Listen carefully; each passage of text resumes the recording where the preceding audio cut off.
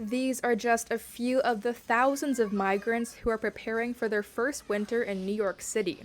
More than 17,000 have landed in New York City since April. The increase has set records for the number of people in shelters across New York and could cost the city more than $1 billion, prompting Mayor Eric Adams to declare a state of emergency. Venezuelans make up most of the city's new arrivals. They're being bussed in from Texas under Republican Governor Greg Abbott. Abbott has sent 5 to 6 buses every day since September to push the responsibility for border crossers to Democrats like President Joe Biden and Mayor Adams, making migrants like Elva Castro feel like they're a political pawn. Como profesional lo siento. As a professional, I feel like we're being used politically. Políticamente.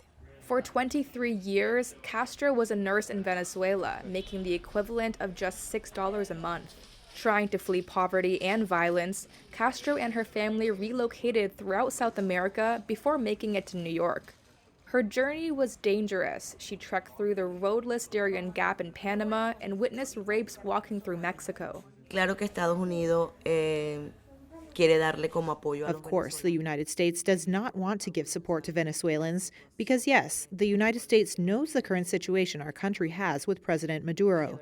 And the truth is, Venezuela is not livable. You can't eat, and the United States knows this. A New York law is also driving Governor Abbott to send migrants there. The decades-old law states that anyone who doesn't have a place to stay in New York has the right to a shelter. It's made shelters across the city step up, including Maspia soup kitchens where Elva Castro and her family are getting support from. Alexander Rappaport is the executive director. We are a nation of immigrants, a city of immigrants, so when we hear the word asylum seekers, we all want to share. But resources are limited. Mayor Adams has called for state and federal funding to help pay for increased housing and services.